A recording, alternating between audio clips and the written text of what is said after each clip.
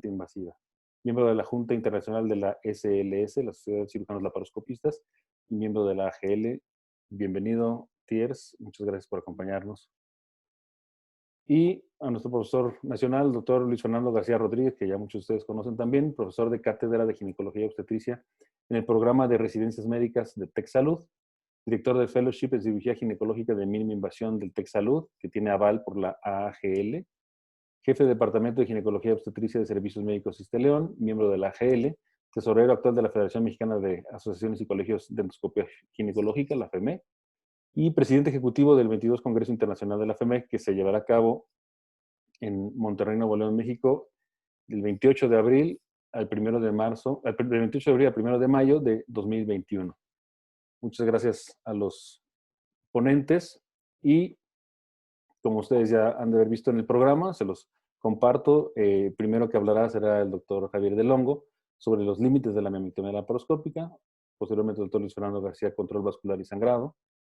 Posteriormente el doctor otra vez Javier Del Hongo, morcelación automática y manual. Y cerrará el doctor Thiers Suárez con miomectomía robótica, ventajas sobre la laparoscópica.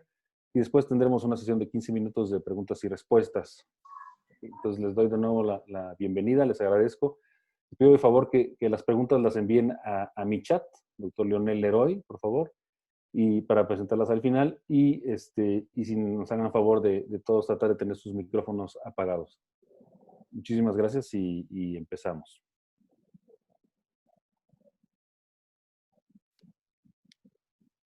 Adelante, Javier. Bueno, muchas gracias. Para mí es un honor realmente poder estar aquí, participar con ustedes.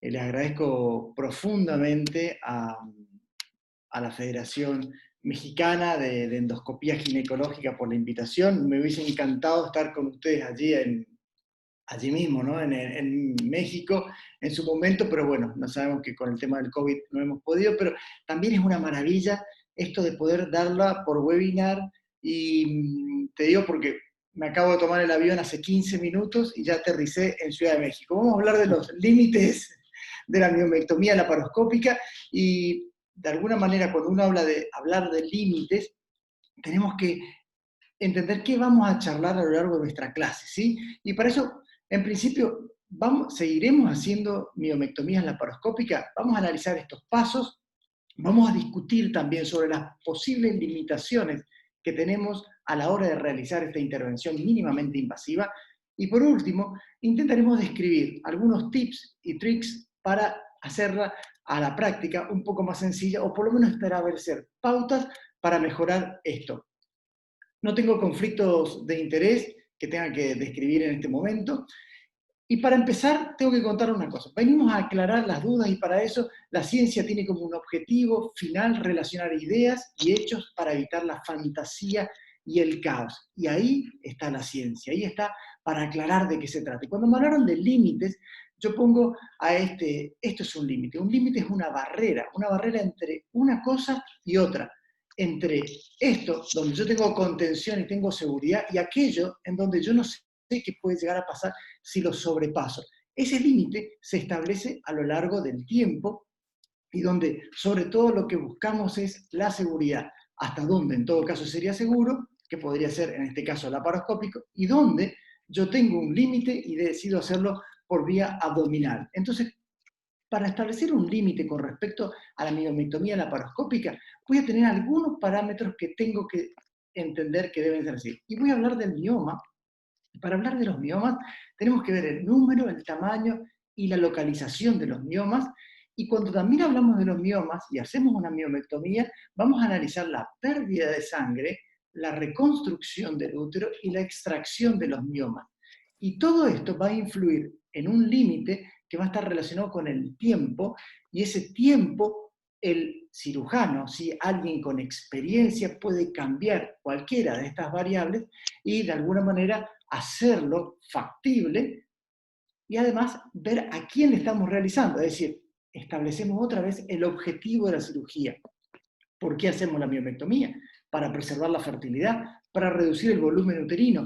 Entonces, para empezar a entender esto, hablaremos de la técnica, y cualquiera de estos pasos que tengan que ver con los límites va a tener que ver con la preparación, con la histerotomía, con la enucleación, con la sutura, con la extracción de los miomas, y allí es donde entramos a analizar cada una de estas variables. Hablaremos del mioma y entonces vamos a charlar sobre el número, tamaño y localización, la relación que tiene esto con la pérdida de sangre y el impacto sobre el tiempo.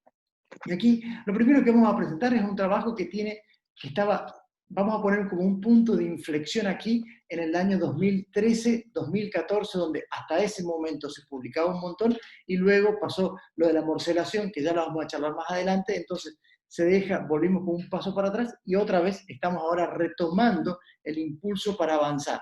Y aquí vamos a ver las guías francesas, donde las guías francesas nos establecen como una relativa seguridad para poder realizar una miomectomía laparoscópica cuando existen miomas que no superen los 8 centímetros y que no haya más de 3 miomas. Es decir, va a ser seguro, va a ser factible, lo podemos realizar si tenemos menos de 3 y 8 centímetros como máximo, ¿sí? Por encima de eso, empezaríamos a charlar caso a caso. ¿Qué tipo de paciente estamos trabajando? ¿Qué tipo de mioma podría llegar a ser? ¿Y qué tipo de cirujano lo podría llegar a operar? Y aquí vamos a establecer otro tipo de parámetro, otra guía, en donde me corre ese límite. Vieron que los límites se van corriendo año tras año o década tras década, y corremos el límite a 10. Y vemos cómo, si yo lo establezco en 10, puedo analizar el tamaño, el tiempo quirúrgico y la pérdida de sangre. Y fíjense en este límite de 10, cómo yo puedo cambiar y mi tiempo quirúrgico se puede duplicar en ese tiempo y la pérdida de sangre se puede triplicar allí. Y cómo esto se relaciona con el peso de los miomas que voy adquiriendo. Y fíjense con respecto al número, habíamos visto la guía francesa, dijeron menos de 8 centímetros, menos de 3 miomas, y aquí si yo lo pongo, por ejemplo, menos de 4 miomas y más de 5 miomas. Y miren qué pasa, el tiempo quirúrgico aumenta a mayor cantidad de miomas, está claro, ¿sí? Y la pérdida de sangre casi se duplica cuanto más miomas yo tengo que operar. Entonces también es un punto a tener en cuenta. En este otro trabajo que a mí me encanta también ponerlo, porque justamente en el punto de inflexión este que estaba comentando, también nos habla de que obviamente cuando uno va a comparar, tiene que comparar qué tipo de miomas estamos analizando. Es decir, una cosa que sean los miomas, uno habla de menos de 3 miomas, pero ¿qué tipo de miomas? ¿Dónde estaban ubicados? Y aquí vemos en la clasificación qué tipo de miomas pueden llegar a ser. En este trabajo en particular no se tomó en cuenta los miomas pediculados. ¿Se está escuchando o aparece una voz extra ahí? Está todo, ¿no? Okay. Aparece el mioma de tipo 7, que sería el mioma pedicular, no está tomado en cuenta y lo establece en 2 grupos y aquí se corre otra vez esa línea. Habíamos empezado en 8, nos pasamos a 10 y ahora estamos en 12. Y fíjense, con 12 centímetros como límite máximo, ¿no? ¿Cómo pueden también cambiar el punto con respecto a la pérdida estimada de sangre y al tiempo quirúrgico? Pero otra vez deberíamos establecer qué tipo de mioma estamos operando, si son intramurales propiamente o si son subserosos. Por eso nos da la pauta de que tenemos que estudiar un poquitito más y es reconocer a dónde están esos miomas. Y para eso tenemos que disponer de algunos estudios que nos van a hablar de qué podemos hacer para saber la ubicación exacta de los miomas. Y también eso nos va a predisponer a saber cómo va a ser el sangrado. Entonces, antes de la cirugía, ¿yo cómo puedo estudiar o cómo puedo hacer para reducir el sangrado? Lo primero y lo más importante es la selección de los casos. Aquí es donde entra, se me rayó la pantalla, aquí es donde entra, a ver un poquitito que se rayó la pantalla ahí, vamos a borrar esto. Bueno, no sé, ahí está.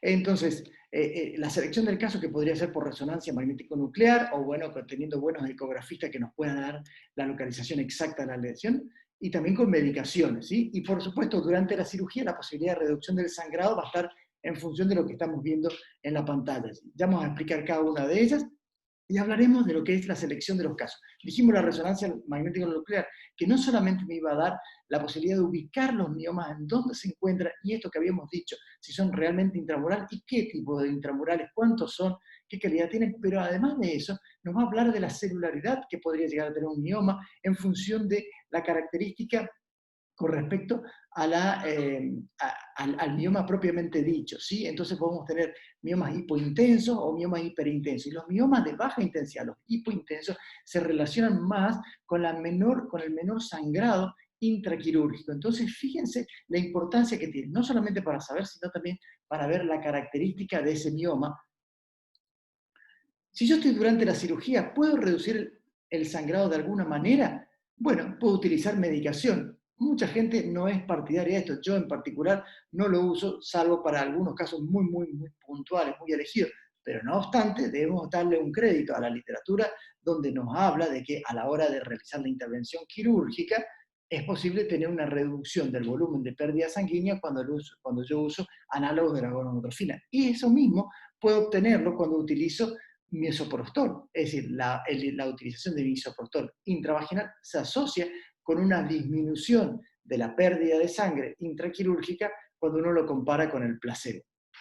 Y durante el acto quirúrgico, ¿puedo reducir esa pérdida de sangre? Sí. Bueno, nosotros acá en Argentina no lo usamos en forma reglada la vasopresina, pero hay muchos países que la utilizan, pero claramente la vasopresina ha tenido un beneficio en el uso, perdón, en la utilización de vasopresina ha tenido un beneficio cuando hablamos de la reducción del sangrado intraquirúrgico.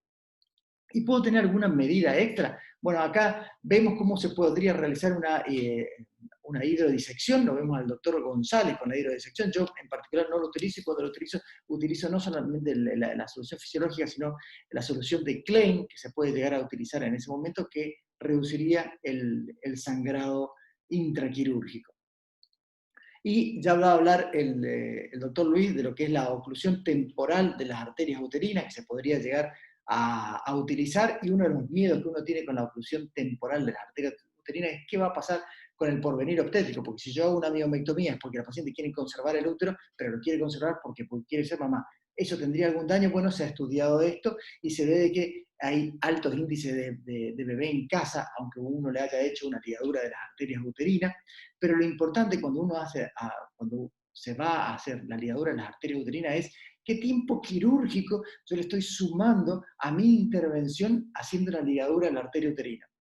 Y algunos autores hablan de 17 minutos, pero hay otros que van un poco más allá y dicen que si son manos hábiles y que la anatomía se presta para todo, uno puede hacerlo en 6 minutos, pero hay otros que se van hasta 40. Y son datos que tenemos que tener en cuenta porque la cirugía laparoscópica es una cirugía que va a tener un tiempo y va a tener como varios pasos que no los puedo obviar y esos pasos son importantes porque si yo le agrego algo más con respecto a la pérdida de tiempo, también voy a tener un dato negativo al final de la cirugía. ¿Podemos utilizar energía para reducir el tiempo quirúrgico y para reducir el sangrado? Por supuesto. Puedo utilizar energía, en este caso la energía del bisturí armónico. El bisturí armónico me permite un corte y sección y puedo reconocer perfectamente el mioma cuando se encuentra allí y puedo además reconocer el mioma, tratar de cumplir con conservar eso que es la pseudocápsula, el anillo de fuego, y a su vez, para reducir el tiempo quirúrgico, también intraoperatorio, puedo hacer una reducción del número de nudos que yo voy a utilizar sobre la sutura. Y para eso aparecen las suturas barbadas a la hora de mejorar esto, porque acorta esos tiempos quirúrgicos, no tanto en el cirujano experimentado, sino en aquellos que tienen menos entrenamiento en realizar una intervención quirúrgica.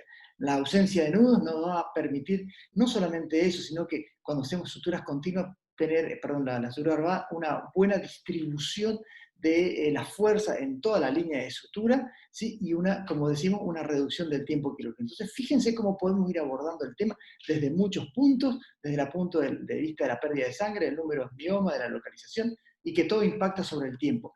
Pero también impacta sobre el tiempo la reconstrucción del útero. Y allí voy a tener este trabajo que a mí me encanta, que es el trabajo de Nobel, donde, y volvemos a lo mismo, ¿qué importancia tiene la selección del caso? Porque la selección del caso nos va a dar a cuántos miomas vamos a operar, 1, 2, 3 miomas. ¿Por qué? Porque de todo esto va a depender el número de incisiones que vamos a hacer sobre el tejido.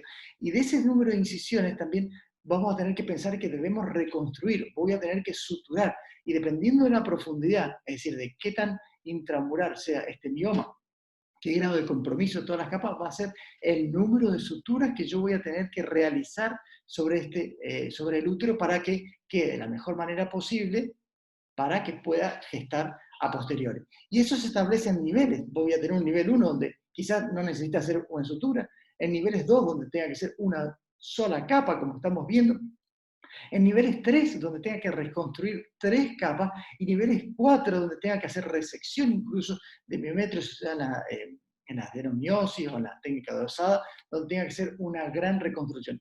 Todo este tipo de reconstrucciones de la pared uterina están asociadas con un tiempo quirúrgico en función de eso. Otro de los puntos importantes es la enucleación, porque no es una enucleación simple. No nos olvidemos que estamos enucleando y que tenemos que hacer una cirugía que sea de tipo conservadora. Y esta cirugía de tipo conservadora es conservar la pseudocápsula. Eso que ya lo habíamos estudiado y que está en vigencia desde el año 1880, bueno, esa pseudocápsula está asociada con, bueno, lo que describe Andrea Tinelli como el anillo de fuego, y que se asocia justamente con un montón de factores que intervienen, que podrían influir en la cicatrización posterior a la intervención quirúrgica, porque nuestra intervención no va solamente en el hecho de sacar los miomas, sino que en cómo hago para dejar un mejor territorio para que el proceso cicatrizal sea bueno y llegar a esto que queremos, que es que para la paciente pueda llegar a un embarazo de término. Esto, fíjense cómo la clasificación de Nobel, si uno hace correctamente la clasificación, se va a asociar con qué tipo de intervención voy a utilizar y cómo yo le puedo explicar al paciente cuáles son los límites y cuáles son las características respecto a la seguridad de la cirugía. Y como si esto fuera poco, lo que viene después es la extracción de los miomas, que por supuesto va a impactar también sobre nuestra técnica quirúrgica. Y esta extracción de los miomas sabemos que cambió muchísimo a partir del año 2013, cuando apareció en la AGL, en la comunicación, donde había una prohibición en la realización, no una prohibición, sino desaconsejaban la realización de la morcelación con los morceladores que estaban en ese momento por la posibilidad de alguna manera, diseminación. Y entonces uno empieza a pensar cómo yo lo hago a partir de allí, y lo que surge es la posibilidad de utilizar una morcelación adentro de una bolsa, como se hacía con la extracción de los quistes, y aparece en el Neumoliner, que fue autorizado en el año 2016, ya está disponible en un montón de versiones, pero por supuesto no nos tenemos que olvidar de las matemáticas. Si yo hago una morcelación y ahora utilizo una bolsa, también existe un tiempo quirúrgico que voy a utilizar aquí.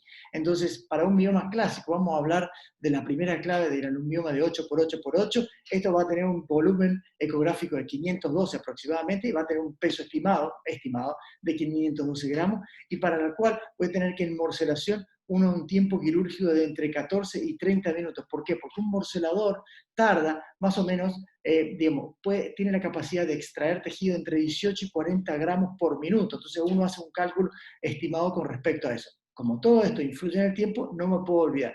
Pero además de eso, si yo coloco una bolsa, hay diferentes, hay gente que es muy, muy crack, como el doctor Tiers, colocando bolsas, y puede ser un tiempo mucho, mucho más bajo, pero hay un tiempo que lleva a la colocación de la bolsa y hacer un nuevo peritoneo y una nueva extracción, que no nos debemos olvidar. Pero también tenemos otras técnicas. Podemos utilizar la técnica de Excite, ya la vamos a ver más adelante, y la técnica de Excite también existe la colocación de una bolsa, pero hay una reducción del tiempo quirúrgico porque hay una ampliación en la incisión y puedo extraer tejido de mucho más grandes, ¿no? Así como vemos cómo se está difundida en todo el mundo. Además de la extracción del mioma, ¿qué tenemos que hacer? Bueno, por supuesto que la única persona que puede homologar todo esto y saber cómo yo mejoro los tiempos es el cirujano. Y el cirujano lo va a hacer en función de la experiencia, y los límites pueden ser variables. Y aquí lo vamos a Felix Baumgarten tirándose desde 36.000 metros de altura, cuando quizás gente común no supera los 4.000 metros. Bueno, los límites están siendo, o están hechos para ser de alguna manera traspasados.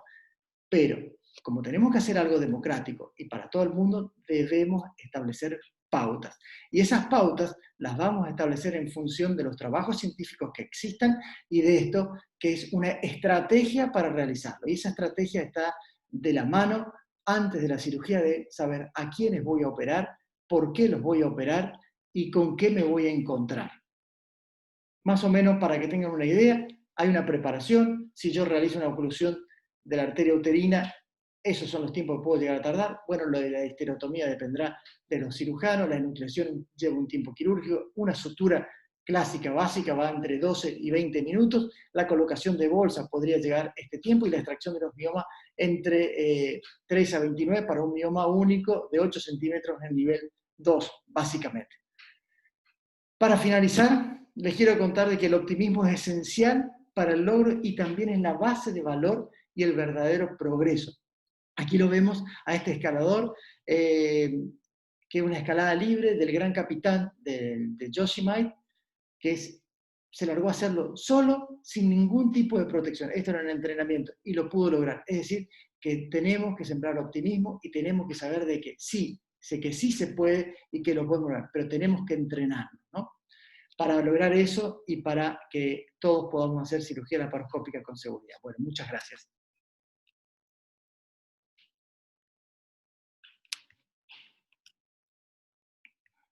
A ver, acá estamos. Listo. Muy bien. Muchas gracias Javier. Ya volveremos más adelante contigo. Sí me escucho, ¿verdad? Perfecto, perfecto. Gracias. Bueno, a continuación, un segundo. A continuación, el doctor Luis Fernando García nos va a hablar de control. ¿Ya lo tienes ahí, Luis? Ahí está, ¿la ven? Control vascular.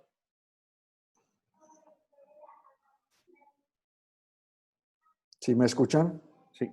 Control vascular y sangrado. Adelante, por favor, Luis. Ok, bueno. Buenas tardes a todos. Veo muchos amigos aquí conectados. Gracias por tenernos, pues tener este placer de podernos comunicar por esta vía. Y felicitaciones a Leonel por esta dinámica nueva que tuvimos que adaptar en estos tiempos para seguir compartiendo experiencias y seguir viéndonos también, seguir platicando. Fenomenal, Javier, tu charla, como siempre, son fantásticas. Y bueno, algo que realmente de las principales preocupaciones a las que nos enfrentamos cuando vamos a programar a una paciente para una miomectomía, pues es la hemorragia, el sangrado que pudiera haber transoperatorio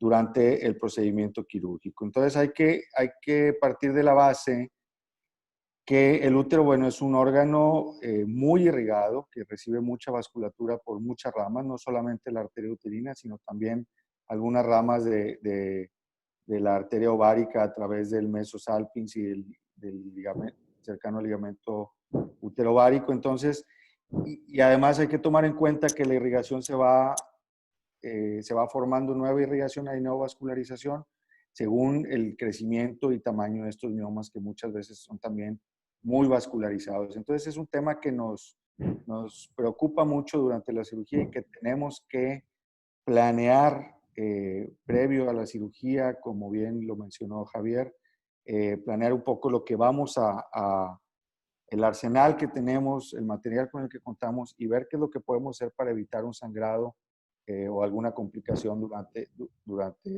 la cirugía. Bueno, la evaluación prequirúrgica, obviamente, definitivamente el historial clínico, el deseo de fertilidad, la necesidad de un tratamiento radical, sangrado, dolor, pues es muy importante evaluar este historial clínico. Y en cuanto a los estudios de imagen, bueno, el ultrasonido vaginal y la resonancia magnética nos permite de buena forma localizar muy bien dónde están estos miomas. Muchas veces el ultrasonido vaginal, si hay un mioma predominantemente grande, puede hacerle sombra a algunos otros que podemos pasar por alto y no hacer una cirugía completa. Entonces, completar el estudio diagnóstico con una resonancia magnética es muy útil para poder planear.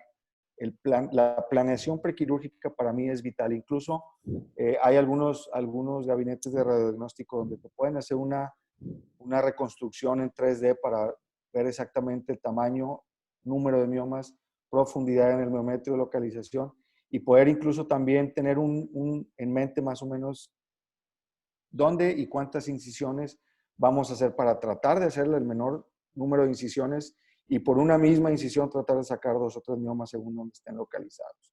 Entonces, la planeación quirúrgica o prequirúrgica empieza desde el consultorio, ¿verdad?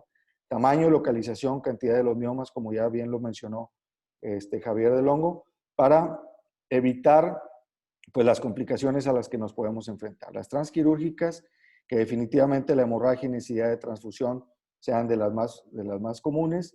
Evitar la necesidad, por ahí hemos escuchado algunos casos que pueden terminar en histerectomía, puede ser algo de gravedad, sobre todo si en una paciente se trata de una paciente nuligesta. Y bueno, también evidentemente evitar lesiones propias de la cirugía laparoscópica o de la cirugía en términos generales, la lesión vascular y la lesión a otros órganos.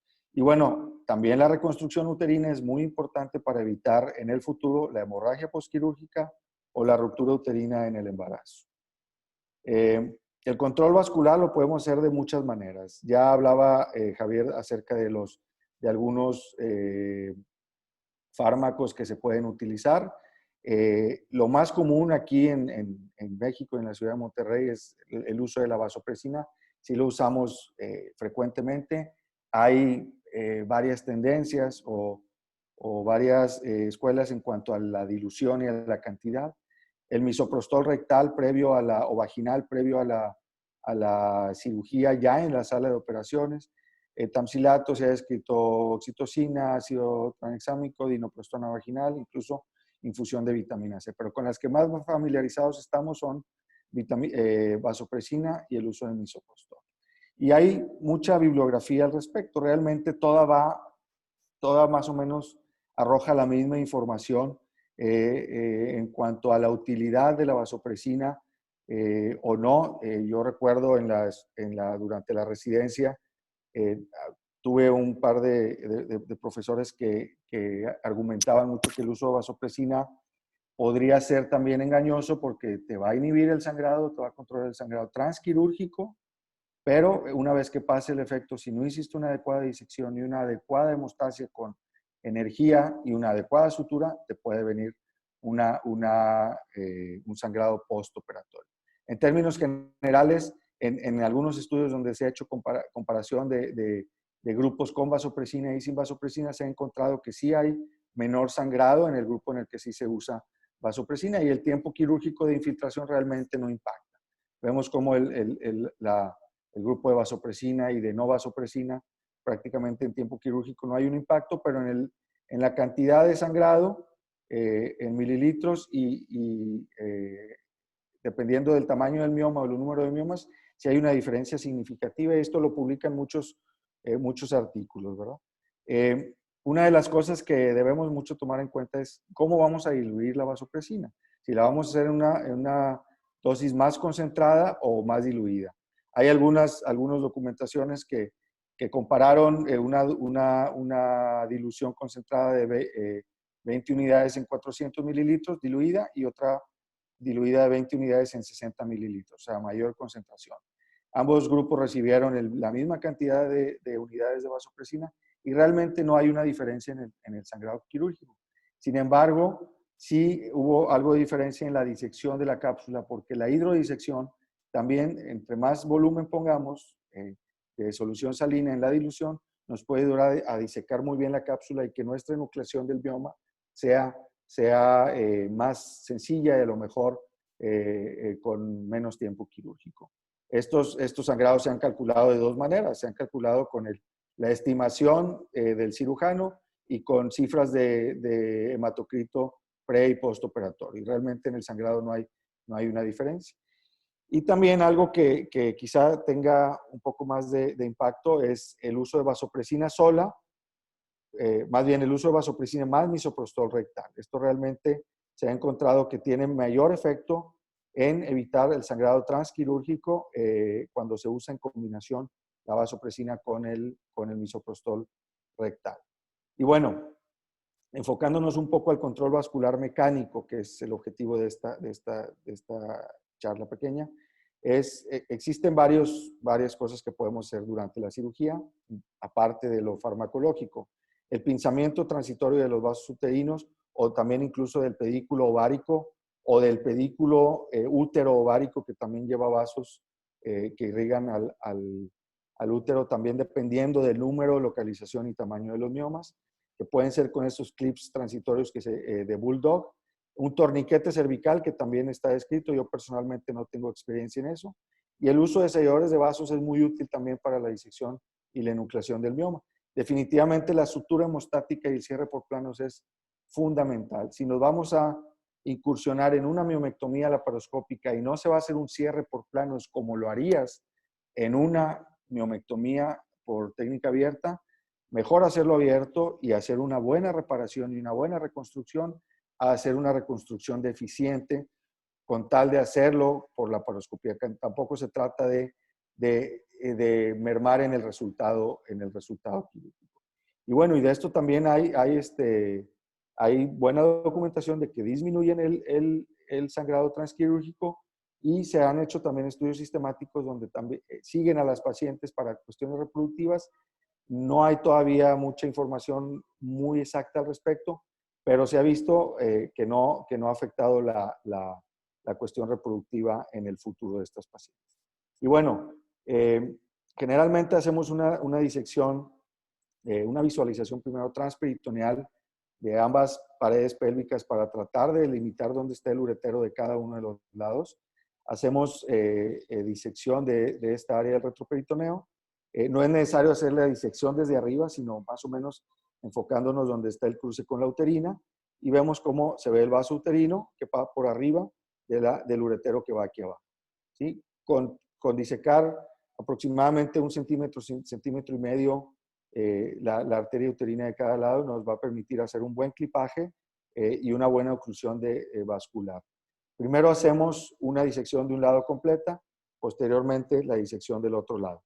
Ya que tengamos las dos disecciones, entonces sí nos vamos al clipaje de los vasos uterinos. Creo que no está corriendo el video, un segundito.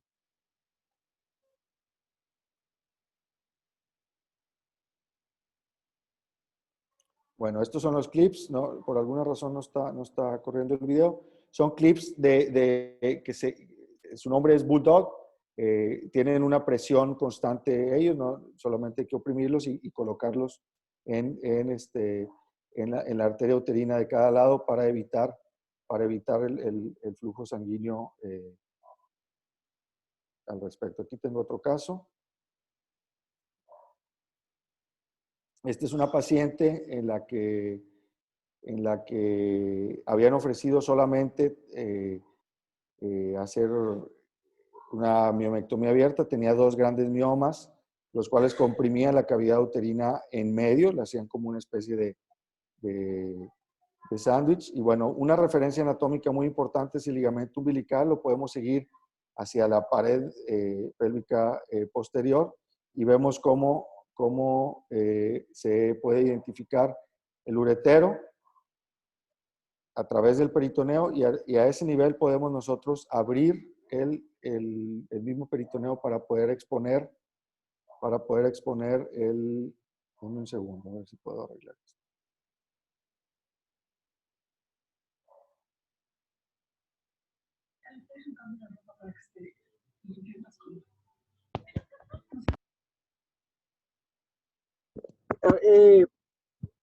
Dos órdenes.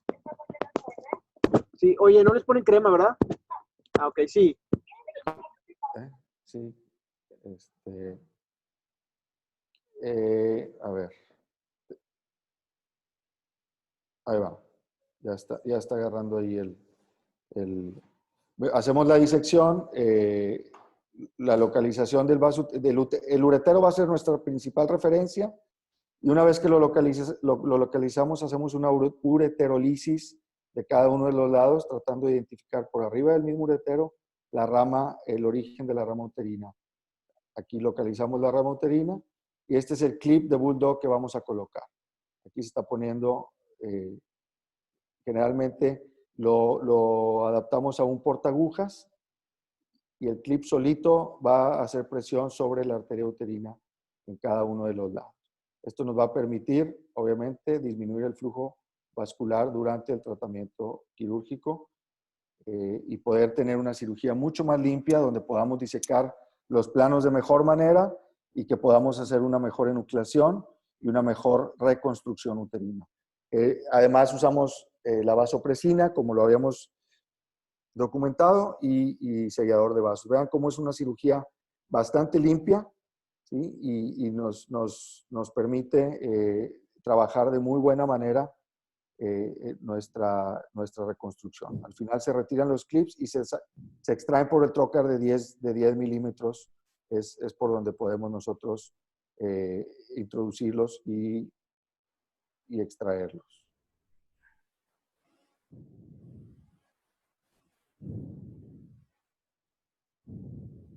Ahora les quiero hablar un poco acerca de la reconstrucción uterina, que también es gran parte importante de la hemostasia. Generalmente tenemos que hacer una reconstrucción por planos, también como lo haríamos en una cirugía abierta. Una para afrontar el miometro con una sutura que nos ofrezca una buena hemostasia, puede ser una sutura de puntos interrumpidos en cruz o de un sujete continuo pudiera ser anclado para que nos ofrezca un buen afrontamiento y una buena hemostasia del miometro. Y lo más importante de todo también, al final la serosa, tenemos que reparar esa serosa con una sutura hemostática de Spalding o los puntos de baseball stitch para poder tener una buena fuerza de ese miometrio y que disminuir el riesgo de ruptura en el futuro y disminuir el riesgo de hemorragia también postquirúrgica. Aquí estamos haciendo la reparación del miometrio en un primer nivel con sutura PDS 2 ceros. En este caso en particular hicimos 3 puntos en 8 en el miometrio para ofrecer un buen afrontamiento y una buena hemostasia. Posteriormente un sujete continuo y al final un tercer plano en sutura de Spalding o de baseball stitch. Hay que recordar que una vez que se disecan los miomas queda mucho tejido redundante. Cuando este es excesivo se puede hacer una resección del mismo y si no podemos nosotros también imbrincar ese mismo tejido redundante para darle mayor refuerzo y el miometrio se organiza y se fibrosa de buena manera para ofrecer buena resistencia. Entonces son la sutura de béisbol de adentro hacia afuera y de adentro hacia afuera de cada lado. Es de mucha ayuda aquí, de mucha utilidad la sutura barbada para no perder resistencia en nuestra sutura continua y que tenga buena fuerza nuestra reparación. Es como rutinariamente lo hacemos. Bueno, no sé esas rayas porque ya se quitaron. Nuestra rutina generalmente, como hemos estado haciendo los últimos años, los miomas clase 7 o tipo 7 según la clasificación de FIGO, pues realmente esos son los que menos problema tienen, independientemente del tamaño. El problema va a ser la extracción, que ya nos hablará más adelante al respecto. Solamente vasopresina en el pedículo y sellador de vasos. Miomas del tipo 2 a tipo 6, menores de 5 centímetros, usamos vasopresina más misoprostol. Cuando son miomas mayores de 5 centímetros o más de 2 miomas, ya adoptamos también la oclusión transitoria de las arterias uterinas para que nos ayude en el control vascular. No es una práctica que hagamos de rutina la oclusión de las uterinas porque sí puede consumir tiempo y quizá hay miomas que no lo ameriten. Y bueno, les agradezco mucho, los esperamos el próximo año aquí en la ciudad de Monterrey y gracias a los amigos que están conectados. Nos escuchamos al rato. Muchísimas gracias, Luis. Doctor Luis gracias. Fernando García Rodríguez. Y vamos a regresar ahora con nuestro invitado desde Argentina, el doctor Javier Del Hongo, que nos va a hablar, ya nos habló excelentemente de los límites de la miometría laparoscópica. Vamos a dejar las preguntas para el final.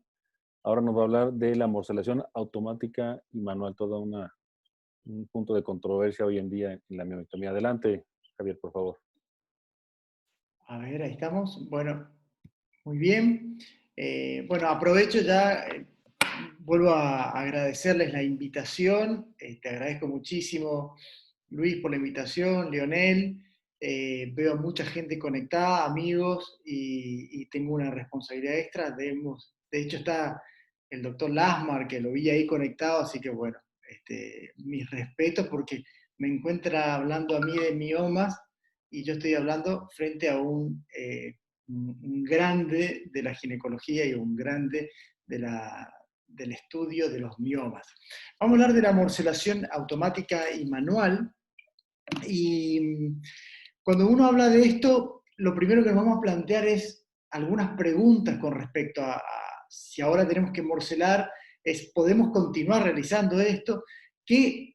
¿Cuáles son las alternativas que tenemos para extraer el tejido? Porque han surgido de todo, realmente lo tenemos, hubo una época en la cual nosotros hacíamos cualquier cosa para sacar los tejidos, utilizábamos un bisturí a través dentro del abdomen, los sacábamos sin bolsa, morcelábamos dentro por vía vaginal. ¿Cuál era el mejor de todo esto? Intentaremos verlo, porque lo que tenemos que evaluar es qué sabemos sobre la seguridad de todo esto, sobre la disponibilidad que tenemos en los diferentes lugares de cada una de estas técnicas, y por supuesto, cuál es nuestro entrenamiento y si realmente podríamos lograr un entrenamiento en el uso de cualquiera de estas técnicas. Como vi en la clase anterior, nosotros tenemos ahí a Freddy Krueger, que fue en octubre del 2000, en abril del 2014, cuando surge el problema de la morcelación y donde parecería que hasta a partir de ese momento todo se frenó, parecía como si fuese un COVID para el mundo. Bueno, ese fue el COVID en la miomectomía. Pero a partir de algunos estudios que comenzaron a hacerse, uno empezó a ver la luz, se empezó a ver la luz a partir de allí, ¿sí? Y bueno, lo cierto es que en principio nos tuvimos que hacer un planteo mental, era a quién íbamos a operar, y que iba a haber, con estas pautas, como lo que vimos, con algunos flujogramas, a qué pacientes le podríamos hacer una miomectomía laparoscópica y qué pacientes sería mejor hacer una miomectomía convencional. Entonces uno hablaba de que en esos úteros grandes, con el deseo de la conservación del mismo, cuando uno tenía que hacer mucha reconstrucción, como por ejemplo aquí, donde estamos superando un gran tamaño del mioma, era mejor hacerlo por vía convencional a la miomectomía. Pero entonces, ¿qué lugar iba a ocupar la cirugía laparoscópica? Y esa cirugía laparoscópica, como ya lo vimos anteriormente, cuando hablamos de límites, tenía un lugar, pero en parte de ese lugar que iba a ocupar era el punto de la extracción.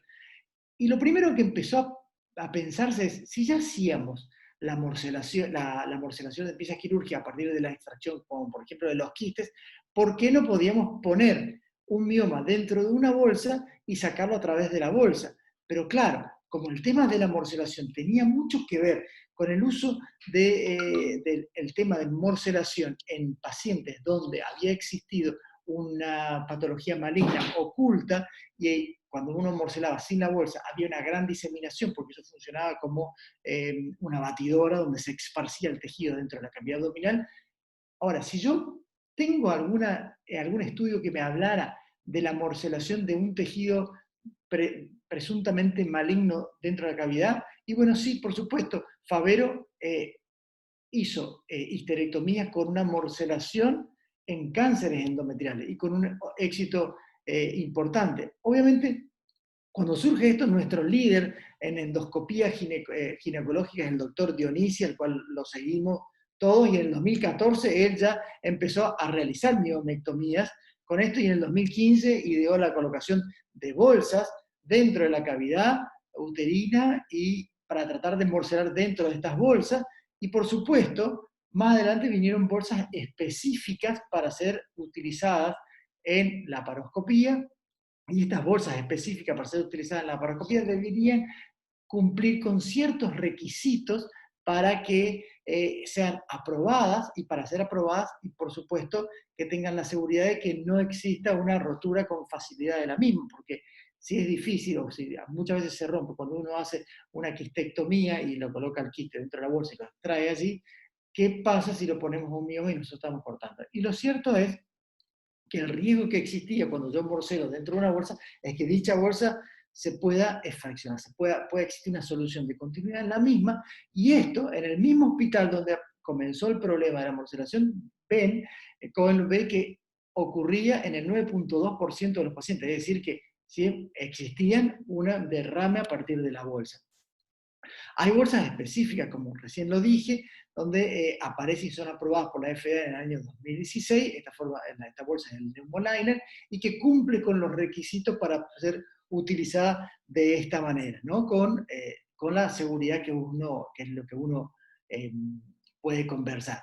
Ahora, como habíamos visto en la conferencia anterior, la colocación de una bolsa implica, para ser hecho con la total seguridad, un tiempo quirúrgico, y como también lo ve Cohen, que recién conversamos sobre él, tiene digamos, lleva un tiempo. Ahora, ¿qué otra posibilidad tenemos para poder realizar la miomectomía? Y bueno, para poder realizar la miomectomía tenemos otras formas, que son las formas manuales. Estábamos en las formas automáticas, sería con los morceladores, y como lo dimos, también lo conversamos en la charla anterior, que tienen una característica, una posibilidad de morcelar entre 18 y 40 gramos por minuto. Bueno, podríamos hacer otra forma más manual. Aquel que no se haya comprado un morcelador electrónico, ¿podría seguir haciendo miomectomía? Por supuesto que sí, y para eso el doctor Advíncula describe la técnica de Excite, que es la extracción manual. Y para eso hay algunos requisitos para poder realizarla. Una de ellas es la utilización de un dispositivo, que es el dispositivo Alexis, para hacer un cuidado a la pared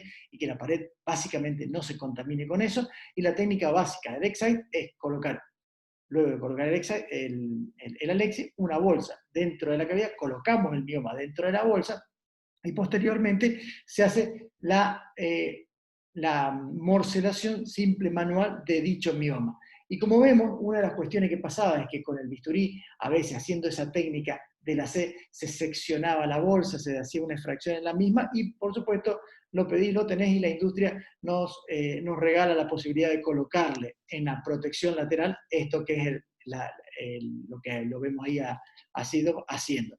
Nosotros, que por ahí no tenemos la posibilidad de comprarnos grandes cosas en Argentina, y cada vez estamos un poco más abajo, le hacemos en forma manual y nos inventamos, como por ejemplo en este caso, una bolsa colectora de orina, el mioma, que es bastante grueso, es bastante resistente, bastante grande la boca, entonces podemos colocar el mioma allí, lo hacemos abocamos la bolsa a la piel, ampliamos la incisión a 3 centímetros, a veces nos llevamos hasta 4 centímetros, y comenzamos la morcelación con esta técnica en C, de eso consiste el Excite. Entonces vamos resecando tejido, vamos transformando algo que es esférico en algo cilíndrico, como si le sacáramos la cáscara a una naranja, y de esa manera podemos hacer grandes extracciones de tejido, e incluso en un tiempo bastante menor, sabiendo siempre de que esto lleva tiempo, ¿sí? Y con una incisión realmente muy pequeña, como vemos en un postoperatorio, a los 7 días que hacemos la extracción de los puntos, esa es la incisión que queda en el suprapubis, ¿sí? Y como vimos también en la charla anterior, cómo esto se ha dispersado y cómo lo ha hecho muchísima gente, como les digo, la que no se ha cansado a comprar los morceladores electrónicos, o lo que no quiere o que le tiene miedo, bueno, puedo hacer la técnica de Excite con cierta seguridad. ¿Uno se puede entrenar con Excite? Por supuesto, aquí vemos cómo nos podemos entrenar en Excite, y allí estoy yo haciendo un Excite, entrenando a mis alumnos en Corrientes, colocando dentro de una bolsa un pedazo de corazón de vaca, ¿sí? También puede ser la lengua de la vaca, puede ser utilizada. Acá abajo lo vemos al Pipi Piacentini con sus residentes en Rosario. Aquí estoy yo con un modelo que hemos diseñado para hacer las morcelaciones, tanto por vía vaginal como por vía enseñando Excite. El año pasado con el doctor Tier Suárez, a quien le mando un saludo, que está conectado para después a dar la charla, hemos hecho un curso sobre morcelación justamente. Ahora, ¿podríamos hacer también una morcelación vaginal? Existe la posibilidad, también podemos hacer una morcelación vaginal. No es la recomendación para el caso de los miomas, porque los miomas no deberían ser más de 5 centímetros para hacer una extracción vaginal, y después, si quieren, en la charla podemos conversar acerca de eso, pero sí podemos utilizar la morcelación con ciertas técnicas bastante parecidas a lo que es la técnica de la C para una histerectomía, y para eso hay algunas reglas que lo vemos allí también conectado al doctor Ampuero, a quien le mando un abrazo muy grande. Así que lo vemos, esto es lo que él establece siempre, las reglas para hacer la miomectomía, siempre bajo visión directa, sin prisa, hay que reposicionar las válvulas y poner atención a la anatomía. Y dentro de las morcelaciones vaginales, la primera que se nos viene a la cabeza es la del Lash. La técnica del Lash es realmente una técnica muy, muy, muy buena para poder hacerlo, y lo que consiste es transformar algo que es, como vemos, esférico en algo cilíndrico, y de esa manera tenemos la chance de extraer grandes tejidos a través de la vagina, ¿sí? Y lo que consiste es justamente en ir haciendo para que las fuerzas se produzca una inversión del fondo vaginal, transformando, como decimos, en cilindro. Acá vemos cómo es la técnica del ASH, y fíjense cómo uno puede, con seguridad, trabajando siempre sobre el mismo plano, hacer la extracción en forma segura del tejido. Usted puede hacer la hemisección uterina, como vemos, esta es otra de las técnicas para hacer por la histerectomía, no es el tema, pero bueno, existe la chance de poder hacer una hemisección uterina de esta manera. Podemos sacar miomas sueltos del útero y podemos completarlo completarlo el lash con una miomectomía, ¿sí? De tu hermana que te meta. Aquí vemos una miomectomía hecha por la vía vaginal también para la extracción y completar. Y podemos hacer una resección en cuña cuando sienten miomas extremadamente grandes, úteros muy grandes, podemos ir resecando y también de esta manera físicamente disminuir el tamaño y realizar la completa intervención.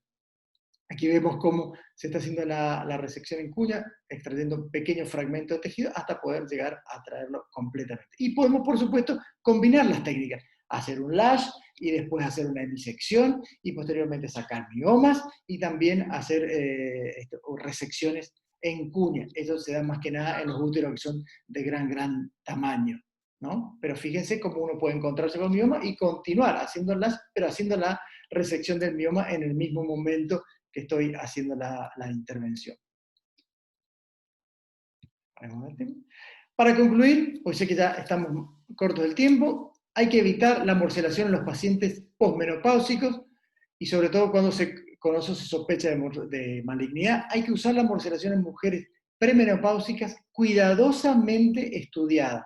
Y ahí va todo lo que hemos conversado acerca de la resonancia, charlar con el paciente, ver ciertos antecedentes con respecto a esto. Y no tenemos que prestar la atención al papel de la autonomía del paciente, porque uno tiene que explicarle, porque el paciente debe dar su consentimiento. Sabemos de que hay un cierto riesgo de patología maligna, mínimo. Podemos conversar sobre eso si quieren después, es mínimo, pero existe, y nosotros tenemos la obligación de informárselo al paciente, y el paciente tiene que hacer valer su autonomía de decidir si quiere o no operar. Bueno, muchísimas gracias.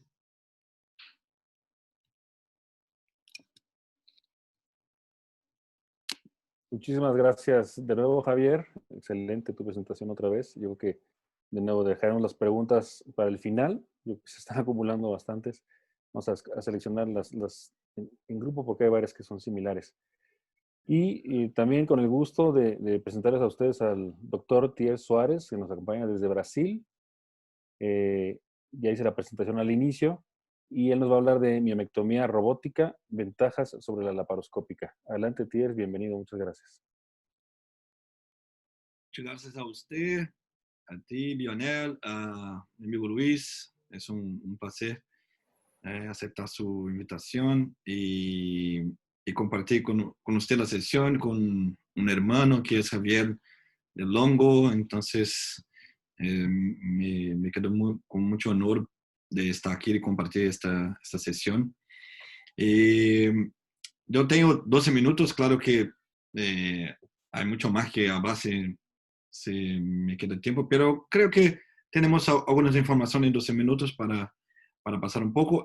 Luis me pidió también para hablar un poquito de la bolsa, porque como Javier ha dicho tengo alguna experiencia, entonces Luisa me solicitó un poquito para hablar un poquito de la bolsa. Entonces vamos a empezar con las ventajas sobre la cirugía por laparoscopía. Bueno, para quien no me conoce, soy de Brasil, de Río de Janeiro. Después del COVID-19, todos están invitados a conocer Río, mirar cirugía si quiere, o conocer la ciudad, todos invitados. Estos son mi conflicto de interés. Y la primera cosa que me gustaría de dejar muy claro es que siempre hay una pregunta de como acá, así que la ventaja de la robótica sobre la laparoscópica. La mensaje que me gusta, la primera mensaje es que si tiene una duda entre los dos, está muy bien. Porque es como, a mí me gusta mucho el coche, entonces si tienen la opción de la robótica y de la laparoscópica, es como escoger un de los coches. Entonces, o sea, está muy bien colocado, porque está escogiendo una vía de mínima invasión, entonces está en un proyecto de mucha calidad. Dejamos así la laparotomía como un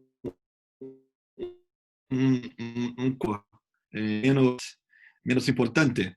Claro que en la miomectomía, la laparotomía creo que tiene un espacio más grande, por ejemplo, do que en una esterectomía, endometriosis, en todo. Probablemente la cirugía ginecológica que más tenemos que pensar en la oficina cuando estamos evaluando a una paciente es si la miomectomía es posible por una vía de mínima invasión. Pero esa es una manera de pensar. Otra es lo que veo mucho acá en Brasil, imagínate que veo en México, en Colombia, en otros países, es que una paciente que llega a la oficina con un mioma de 8 centímetros y su ginecólogo dice que la paciente tiene que hacer una cirugía abierta porque no es posible por mínima invasión. Entonces son dos conceptos completamente diferentes. Uno es una miomectomía muy compleja y no es posible por mínima invasión.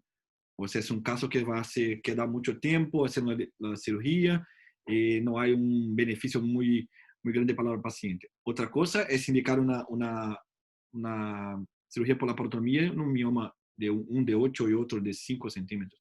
Si usted no tiene cómo hacer por mínima invasión, esta es una paciente para enviar a un ginecólogo que es experto en mínima invasión. Entonces, esa es la primera mensaje, tal vez más importante do que la pelea entre robótica y laparoscópica, ¿sí? Pero claro que es siempre una pregunta que tenemos. Cuando la robótica empezó en mundo, en Brasil, en São Paulo en 2008, 2009, en Río, en privado empezamos en 2014. Y entonces siempre cuando tenemos alguna experiencia con robot, siempre me pregunto, ¿pero es mejor? ¿Cuál es la ventaja del robot? Y si es mejor o no es que la laparoscopía. Una cosa también muy importante es la origen del robot. En Estados Unidos, el robot no se fue criado para pelear con la laparoscopía. Fue criado para pelear con la cirugía abierta. Entonces, ese es un concepto también importante. Pero claro que vamos a tener siempre la comparación de los estudios con la robótica y la laparoscopía, con la laparoscopia, si es mejor uno u otro y cuáles son las ventajas. Entonces, es un estudio, es una revisión sistemática con metaanálisis que ayuda mucho porque, para quien no está acostumbrado con las evidencias, cómo se selecciona los mejores estudios y se coloca en un paquete de estadística y cómo se analiza como si fuera un solo estudio, ¿sí? Entonces empezaron con 273 estudios y al final seleccionaron 15 de una buena calidad, una calidad buena con los criterios que seleccionaron en el estudio. Y acá para también que no estás acostumbrado, es una manera de leer los resultados finales. Entonces, acá hay una línea y a derecha es que los estudios que son favorables a la vía laparoscópica. Y a la izquierda, los estudios favorables a la vía robot, ¿sí? Entonces tenemos acá, acá el tiempo de la cirugía, tiempo de la cirugía. Se toca la línea, es que parece que no hay diferencia si una u otra tiene más tiempo o menos tiempo de cirugía. O hay una diferencia, pero no es una diferencia muy importante. Entonces, siempre que toca la línea, es lo que pasa. Entonces, hay un estudio muy claro acá, que es favorable a la laparotomía del tiempo. El losango acá es como si fuera uno solo estudio. Es un análisis de todos los estudios juntos. También toca la línea. Entonces, que parece que no hay una diferencia importante, aunque tenemos una tendencia para a vía laparoscópica un tiempo más corto. ¿Por qué? Generalmente porque, por ejemplo, en mi caso, empecé por la vía robótica hace 6 años y la laparoscópica hace 15. Entonces, claro que es normal que mi tiempo en la cirugía robótica sea un poco más, en tiempo en vía laparoscópica sea más corto lo que en la vía robótica, porque estoy haciendo más tiempo. Entonces, es una cosa, es un bias que ocurre mucho en los estudios de tiempo con la vía laparoscópica y la vía robótica. Pero es una tendencia de la laparoscopía, tenemos un tiempo más corto. El sangrado, me parece que la vía robótica también, mira que los hombres están muy, muy a izquierda, aunque muy cerca de la línea, pero me parece que los hombres se quedan mucho más acá. Entonces, en cantidad de sangrado, el robot me parece tener una ventaja comparable con la vía laparoscópica. En la estancia en el hospital es muy cerca porque es una vía de mínima invasión, aunque algunos cirujanos tienen más confianza en robots porque piensan que en el robot la paciente tiene menos dolor y la paciente se va más temprano para su casa. Pero a mí, en mi experiencia y mis pacientes, yo quedo por los 2 días en casa, en el hospital por 24 horas. Entonces, generalmente hago mi cirugía por la mañana, 24 horas por la mañana de otro día, las pacientes se van para su casa. También hablando de la transfusión, también muy, muy parecido, porque la diferencia también no se parece ser importante. Algunos estudios un poco más para la laparoscopía, otro para vía robótica también. Entonces, claro que hace una diferencia en algunos estudios, porque algunos son casos más complejos, otros menos complejos. Entonces, hay estudios para los dos lados con el losango muy, muy central. Me parece que la parte central del losango está muy cerca de la línea. Entonces me parece que es una cosa muy, muy, muy cerca los dos. La parte de fertilidad, no tenemos muchos estudios con la comparación entre los dos. También lo mismo, un estudio más para la laparoscopía, otro más para la vía robótica. Y de los hago, aunque esté un poco más para la laparoscopía, pero no es una diferencia importante que no podría decir que la laparoscopía, la paciente embaraza más do que la vía robótica, no es una verdad. Por lo menos por ahora no es una verdad.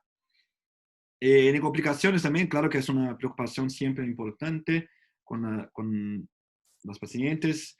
No queremos complicaciones o menos posible que podamos tener. También acá los estudios tocan la línea, la mayoría tocan la línea, los saco un poco más para la vía robótica, pero no tenemos una diferencia importante porque está un poco más para la vía robótica. Basta mirar acá las líneas, está un poco más para la vía robótica, pero no es una verdad. Claro que es un número limitado, son solo 15 estudios.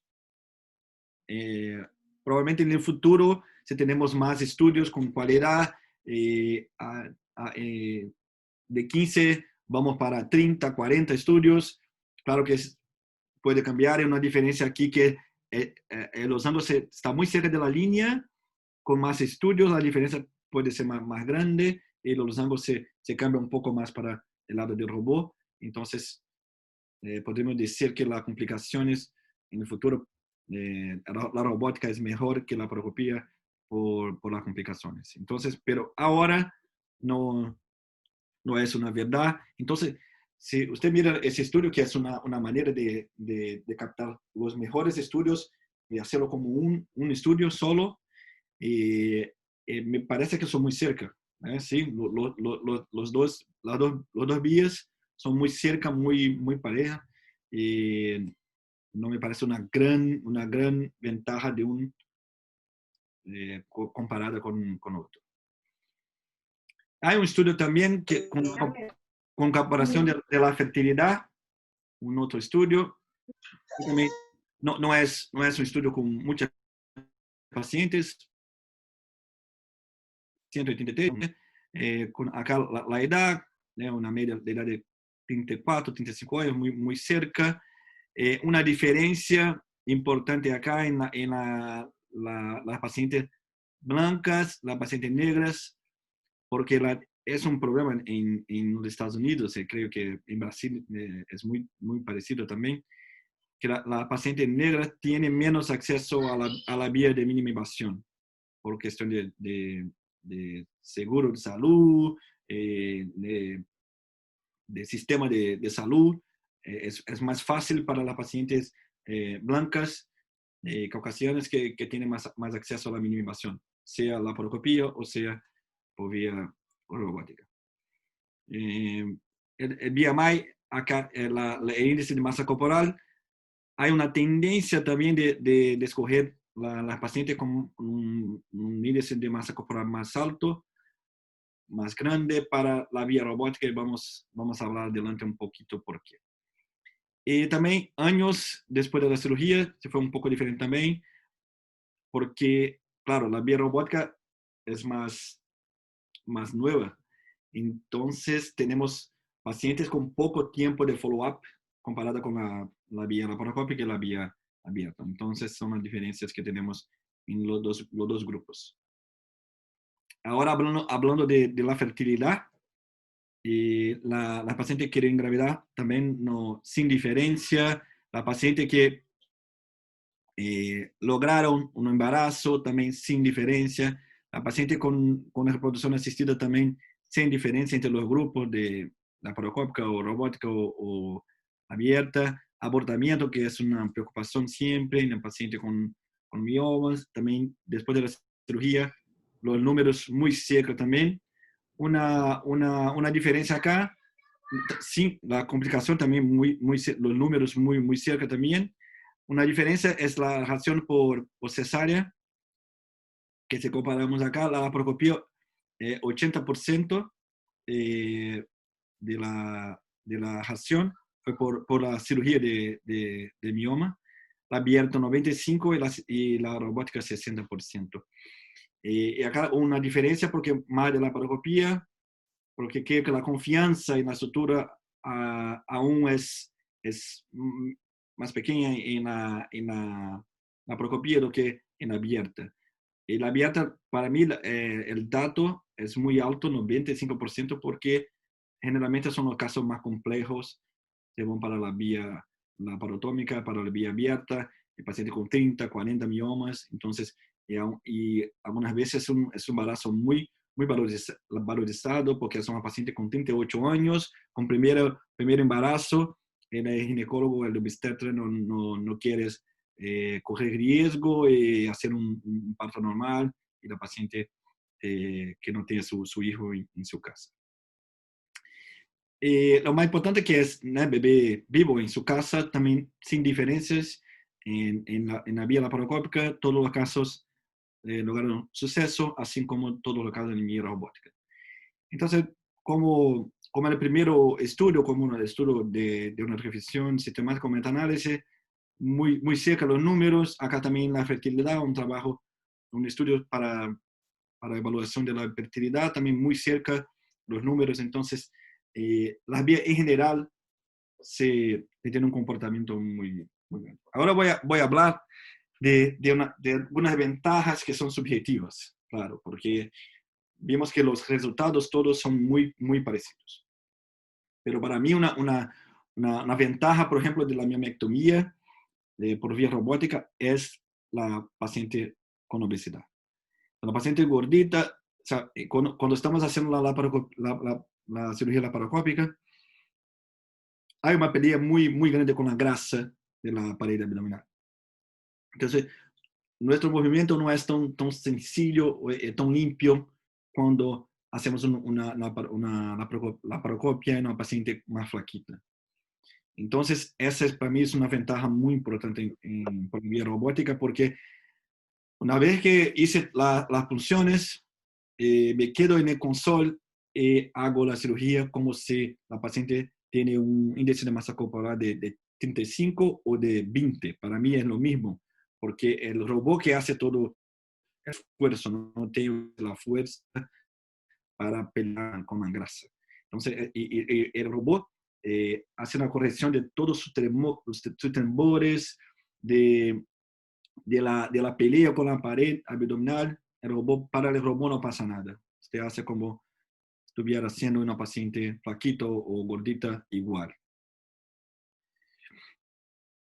Otras ventajas también para mí en la vía robótica. Una es la visión 3D.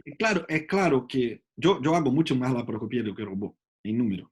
¿Sí? Entonces, acá no es para mí no es una cuestión de hablar de robot para que usted haga el robot ahora para siempre. No es eso, porque yo hago mucha laparoscopía. Pero son algunas cosas que tienen alguna ventaja.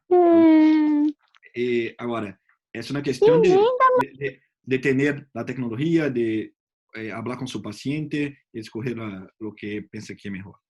Entonces, la visión 3D, como había dicho, una parte también de robot que es muy importante, que es la parte de RIS, la parte de la articulación, de la herramienta del robot. Es muy importante. La ergonomía. Entonces, aunque la paciente es flaquita, pero se va a hacer una miomectomía de 3 horas, es diferente hacer una sutura que tiene que hacer 2, 3 baños, que hace sentado, con las manos sin hacer mucha fuerza, y comparada con una laparoscópica que tiene que hacer el movimiento y no hay una rotación, tiene que pelear un poco con el ángulo. Entonces, por eso es que tenemos que hacer la incisión en la vía laparoscópica preparada para su posición. En el robot no hay diferencia, puede hacer de arriba a abajo, de abajo a arriba, con la mano izquierda, con la mano derecha. Es muy sencillo hacer la sutura en cualquier dirección que quiera. Y otra cosa también, que para enseñar el robot también es una ventaja, porque dos opciones de enseñar que para mí son ayudan mucho en la vía robótica. Uno es que podemos hacer un dibujo en la pantalla. Entonces, puede hacer si su asistente o su fellow está haciendo la cirugía, usted puede se quedar en la pantalla y hacer un dibujo. Mira, es acá que tiene que hacer, ese vaso que tienes que cortar, se pegue el mioma por aquí o por abajo, cambia su posición, todo eso con un dibujo en la pantalla. Y otra cosa es que en algunos hospitales, hay uno aquí en Río, donde hago muchas cirugías en mi oficina, que tenemos 2 consoles. Entonces, un cirujano se queda en un console y su fellow en otro. Entonces, como está, no sé cómo es en otros países, pero acá en Brasil, en el coche, el instructor se queda al lado de quien está queriendo aprender a manejar el coche. Y si hay algún problema, el instructor puede accionar sus instrumentos y como se roba el manejo de los alumnos. Y acá en el console es lo mismo. Entonces, si su fellow está con alguna dificultad, usted puede, como se roba su cirugía, haga lo que tiene que hacer y devuelve para su fellow. O si está mirando que va a hacer algún error, y usted también puede parar su fellow, el console de su fellow, y evitar una complicación muy grave. Entonces, son algunas ventajas que, aunque el resultado no es mucho superior, pero en algunas cosas ayuda mucho. Y voy a hablar un poquito más a frente. Una otra ventaja para mí, de nuevo, la fuerza que tiene el robot. Porque me gusta trabajar así, con el tentáculo en mi mano izquierda y con la tijera en mi mano derecha. Y voy traccionando porque el robot es muy fuerte, entonces voy traccionando con el tentáculo y con la tijera me voy sacando las traves de músculo que tenemos pegados al mioma y vamos siempre haciendo el movimiento. Mire que el asistente casi no hace nada, porque con la fuerza que tiene del tentáculo es muy tranquilo hacia la enucleación del mioma. Entonces es una otra ventaja para mí.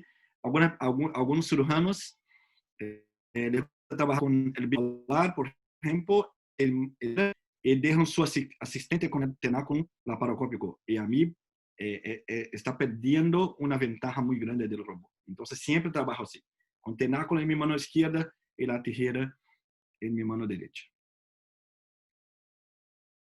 Entonces, para mí es una otra ventaja de la robótica. Y para mí la ventaja más importante, claro, es la sutura. Entonces, claro que si hace una laparoscopia con una sutura y es un experto en sutura, claro que se va muy bien con la laparoscopia. Pero algunos cirujanos que no tienen mucha confianza en su sutura, se quedan con muy miedo de hacer la laparoscopia por el sangre y no tienen una sutura muy rápida, entonces se quedan con miedo y hacen la laparotomía. Entonces, con la robótica, se queda con más confianza. Y así les gusta hacer miomas, por ejemplo, que no harían con la vía laparoscópica. Entonces, claro que el robot no se enseña a ningún cirujano a hacer cirugía, pero ayuda a algún cirujano que tiene alguna habilidad, pero, por ejemplo, en la sutura no tiene mucho entrenamiento, no está muy seguro y puede cambiar para la vía robótica con más confianza y hacer casos más complejos por la vía robótica. Es claro que hay problemas, y un problema es el costo del procedimiento. Entonces, hay muchos trabajos con costo, pero ese es interesante porque en ESA hice el estudio y hice el costo con todo el costo. Entonces, el robot, por ejemplo, para nosotros en Brasil es como $4 millones. Y hice una división por cada procedimiento en su hospital. Y al final, el costo se fue por $56,000 por procedimiento de robot y $34,000 comparado con una laparoscopia. Claro que eso es con todo lo costo, no es solo el costo del material para su cirugía. Entonces, es una manera interesante de leer los costos de la cirugía. Entonces, generalmente el robot tiene más costo. Claro que si, por ejemplo, si en la vía laparoscópica se utiliza más herramientas despachables, por ejemplo, va a tener más problemas, porque el costo se va a elevar. Y algunos factores también que ayudan al aumento, a un costo más grande en la cirugía de robot. Por ejemplo, tenemos un monopolio. Por ahora, solo una empresa, una compañía tiene robot en Brasil, por ejemplo. Ahora tenemos 74 robots en Brasil, solo de una compañía. Entonces, claro que el precio, el costo, lo decide la compañía, y no los hospitales. Hay también, claro, los costos del equipamiento que son grandes, las herramientas tienen un número limitado de usos. Entonces, por ejemplo, una pinza bipolar se utiliza por 10 cirugías, 10 procedimientos, y después no se utiliza más. Entonces, es un problema. En la laparoscopia, aunque utilice una energía ultrasónica, por ejemplo, pero las otras herramientas son reutilizables. Entonces, es una ventaja de la vía laparoscópica. Aquí es un problema en los Estados Unidos, en Brasil también tenemos que los costos de los robots no son reembolsables por las compañías de seguro de salud. Entonces es un problema también. Si el robot, por ejemplo, no es utilizado por ginecología, cirugía de tórax, solo, por ejemplo, se utiliza la urología. Claro que el costo es más grande porque está utilizando el robot solo en un tiempo limitado. Un tiempo más grande de quirófano también. Cuando empieza a trabajar con el robot, el tiempo de preparación es muy grande, muy grande. Claro que se va entrenando, el tiempo se va bajando, pero cuando empieza es un tiempo más grande. Y también hay por ejemplo, en la laparoscopía no se habla cuántos en Brasil, cuántos hospitales están preparados para hacer la laparoscopía. No, casi todos. En robot, yo sé, 74. Entonces hay mucho más espacio para la laparoscopía do que para la biorrobótica. Entonces, estoy terminando, que mi tiempo está muy estourado. Entonces, Luis me pidió para hablar un poco de la bolsa. Entonces, es una bolsa que tenemos en Brasil hace casi 2 años. Es una manera muy interesante de tener todo lo contenido de la morcelación en una bolsa y podemos sacar de la cavidad. Muy seguro de que no tenemos ni un fragmento de bioma o de útero, de miometrio en la cavidad abdominal. Entonces aquí estoy enseñando cómo se introduce la bolsa, pero no tenemos tiempo porque el video tiene casi 6 minutos. Entonces hay algunos trucos para enseñar cómo hacer una manera de introducir. Por ejemplo, Javier de Longo habló con usted que el tiempo medio de los estudios son 20-26 minutos. En mi datos, que estoy haciendo un paper, el tiempo medio son 8 minutos, pero tiene que hacer una secuencia y hacer de una manera correcta para que baje su tiempo de la introducción de la bolsa. Sí, no, claro que no tiene tiempo acá de enseñar todos los trucos, pero es muy interesante, a mí me gusta mucho. Claro que si no tiene el morcelador eléctrico, puede hacer el Excite, que es muy bueno también. Me gusta también cuando no tengo en mi hospital, en la plática no tengo mi morcelador eléctrico, también hago el Excite, que es muy bueno también. Entonces, la diferencia de esa bolsa para, por ejemplo, una bolsa que utilizamos con la técnica Excite, es que tenemos que hacer una salida en 2 puntos de la cavidad. Una para introducción del morcelador y otra para la introducción de la óptica.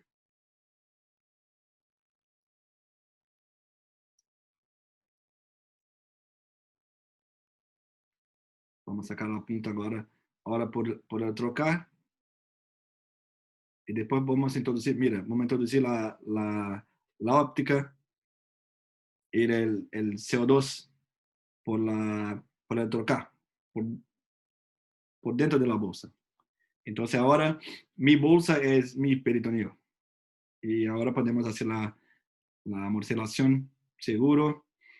Y hacemos la morcelación como hacemos siempre. Y después sacamos la bolsa por la pared abdominal. ¿Sí? Entonces, para cerramos, se puede hacer una foto final de qué es la ventaja y desventajas de la vía robótica. La ventaja son la ergonomía, la visión 3D, estabiliza los temblores, la muñeca de las herramientas, menos fatiga para el cirujano y, como dije, asiste en procedimiento complejo.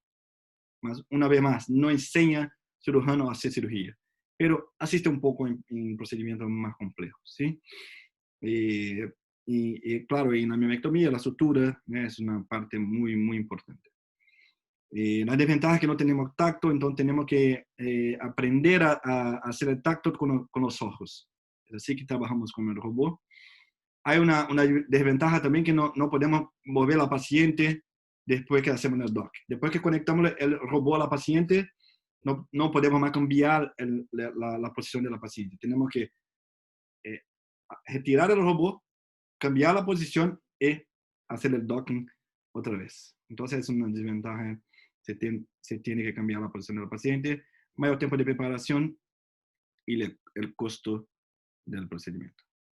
¿Sí? Entonces, más importante, se va a escoger entre los dos, está muy bien. Dejamos la laparotomía para los casos que no hay cómo hacer por vía de mínima invasión. Pero si está con los dos, está muy bien, me quedo contento. Si habla TERS, hice por laparoscopía, está bien. Y ahí hice por robótica, está bien también. Si dije a mí, hice por laparotomía, voy a preguntar, ¿cuánto mioma? ¿Qué tamaño? ¿Dónde estaba el útero? Ahí voy a hacer muchas preguntas, ¿por qué no hice por mínima invasión? ¿Sí? Entonces, el final es, you won't know if you don't try. ¿Qué es? No sabes si no intenta. Entonces, tiene que intentar el robot, vea si es mejor, si no es, qué piensa, y después hace su decisión. Solo una invitación, miércoles tenemos un meeting de robot muy, muy bueno con Malin de Suecia, Gargiulo de Estados Unidos, con Gaby también. Yo voy a estar también. Tenemos esterectomía, miomectomía y endometriosis. Es una sesión 5 horas de Brasil, miércoles. Y desde el link, después me envía un mensaje que envío el link. Y también es un maratón de vídeo que tenemos en junio. También si quiere alguna información, después me envía el link. Esos son mis contactos, entonces deseo algún contacto después. Y una vez más, agradecer a mis hermanos, Lionel, Luis, por la invitación. Es un placer, un honor y mucho gusto estar con usted. Próximo año, como dije, más seguro que usted, Lionel y Luis, estaré en México, en Monterrey, con mucho gusto. ¿Sí? Muchas gracias. Muchas gracias, Tiers. Gracias por excelente plática y el esfuerzo. Yo sé que para allá son 2 horas más, son como 10:30 de la noche. Te agradecemos ese esfuerzo y vamos a tener tiempo para unas cuantas preguntas, si me permiten. Mañana no trabajo, Lionel, entonces estoy bien. Perfecto. Muchas gracias. Quiero que, no sé si se está viendo mi pantalla o no. Sí. ¿Sí? Ok. Bueno, una de las preguntas, voy a tratar de resumir, voy a tomar tal vez las más importantes, si están todos los ponentes escuchando. Para Javier, doctor Javier Del Hongo, excelente desde la primera y las dos pláticas, las dos intervenciones que tuviste, excelentes.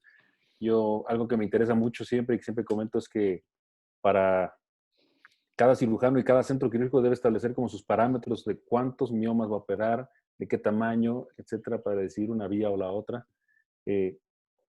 La pregunta sería, en tu caso, ¿hasta cuántos miomas haces por vía laparoscópica y hasta qué tamaño consideras que es accesible para hacerlo por vía laparoscópica? Mira, como también lo dije en la práctica, de alguna manera el punto está en que no son todos iguales. Por ejemplo, si vos tenés un mioma que es subseroso pediculado, es como que sale acá de la clasificación porque el único requisito ahí sería colocarlo dentro de la bolsa y saber morcelar en todo caso, ¿no? El punto está en cuando vos tenés que empezar a hacer suturas y el número de incisiones. Y yo creo que yo creo no, sino que un número, si uno le quisiera poner un número en su práctica, los 10 centímetros es un número que tiene, en donde las cosas empiezan a cambiar y donde se ve mucho también la posibilidad, el único, como dije, que puede homologar eso es el cirujano y que puede acortar tiempos, pero no nos olvidemos que lo más importante acá es la paciente. O sea, que nosotros tenemos que darle al paciente una seguridad de tratamiento que sea, de alguna manera, semejante a la que haríamos a cielo abierto. 10 centímetros es un número en donde se puede manejar con seguridad. En los miomas, sobre todo intramurales, que uno tiene que hacer algún grado de reconstrucción de la pared. Ok, muchísimas gracias. Otra pregunta abierta para todos los ponentes. ¿A qué dilución utilizan la vasopresina? Quienes están acostumbrados a utilizar la vasopresina. Y junto con el misoprostol, ¿a qué dosis sería? Me parece que tú hablaste de eso, Luis. Bueno, Ese sí, para Luis. La vasopresina yo la utilizo 20 unidades en 100 mililitros de solución fisiológica. Por ahí mencioné en la charla que no hay diferencia en la concentración. Sin embargo, la hidrodisección que te puedo ofrecer, aplicar 100 mililitros de solución alrededor de la cápsula de un mioma, puede ser muy favorable para la disección. Entonces son 20 unidades en 100 mililitros y generalmente ponemos 10 unidades, dependiendo del número, si es un solo mioma, si son dos. A veces sí nos terminamos las 20 unidades, o sea, los 100 mililitros, pero esa es la dilución. Y de misoprostol son de 400 a 600 microgramos de misoprostol. Acá en México la tableta es de 200, entonces ponemos 2 o 3 tabletas rectales. Al momento de estar vistiendo a la paciente, quien se encarga de colocar el manipulador uterino, la zona, es quien coloca las tabletas de misoprostol en ese momento. Ok, excelente, muchas gracias. Otra de las, sí se ven ahorita todos, ¿verdad? Nos estamos viendo todos en el monitor. Sí. Es que yo de repente aquí me perdí. Ahí Sí, ahí estamos, ¿verdad? estás. Sí. Y otra pregunta también muy rápida para ti, Luis. Preguntaban de estos clips, los Bulldogs, el costo. Sí, claro, no es manipulable. Se colocan, se tiran y después me imagino que son desechables, pero ¿cuál es el costo? No, son reusables, son de acero inoxidable, los tienen probablemente los tengan en muchos quirófanos. Si nosotros cuando los empezamos a usar hace un par de años, tuvimos que investigar ahí con qué especialistas, los urólogos los usan mucho. Entonces quizá no estén, no sé, según cómo tengan organizados sus quirófanos, pero que busquen en el material de urología y ahí muy probablemente los tengan. Pero son equipos reusables 100% como un portaagujas de cirugía abierta. Entonces, el costo, bueno, lo desconozco, pero la ventaja es que es reusable completamente. Creo que Sí. Javier quiere comentar algo ahí. No, justamente con respecto a eso, necesitan una pinza, que es una pinza para aplicar los Bulldog, y que habitualmente se puede conseguir en un precio que oscila entre los $300, dependiendo de la marca, pero bueno, tampoco vamos a decir acá al aire cuáles son las marcas, después por privado, si quieren, se los paso, y hay, digamos, marcas que ofrecen en un valor bastante razonable la pinza y te da algunos clips para poder usar. Muy bien. También igual se puede hacer como otra alternativa, te voy a contar, ahí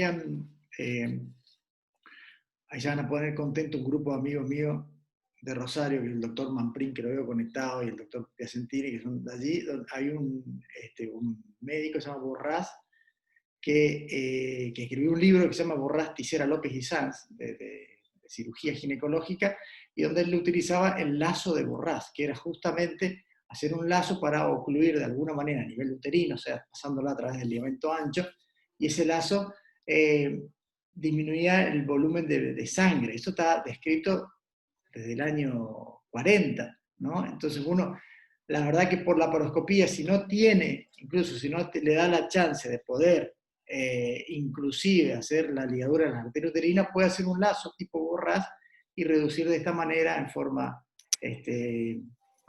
más fácil la circulación, ¿no? Leonel, Sí, dime, Luis. a mí me gusta utilizar mucho los clips. Los Ok. clips que los cirujanos generales utilizan, porque para mí es más tranquilo, por ejemplo, que la sutura, porque no necesita hacer la disección de la vena, aunque tiene la arteria visualizada, se va con el clip, haga la aplicación en un lado, en otro. Es una aplicación muy sencilla. Y después para sacar con paciencia en la parte posterior del clip, se va agarrando, se te retira con mucha calma. No tuve uno sangrado de la uterina con clip. Entonces claro, que tiene que sacar el clip con paciencia. No puede sacar de una sola vez. Pero es una manera sencilla, no necesita otro material especial. Claro que el aplicador Bulldog es muy interesante porque cuando mira, quiere comprar todos. Es siempre que mira lo aplicador del Bulldog quiere. Pero yo creo que si no hay en su hospital o no tiene, puede ser con clip y creo que se va muy bien. Perfecto.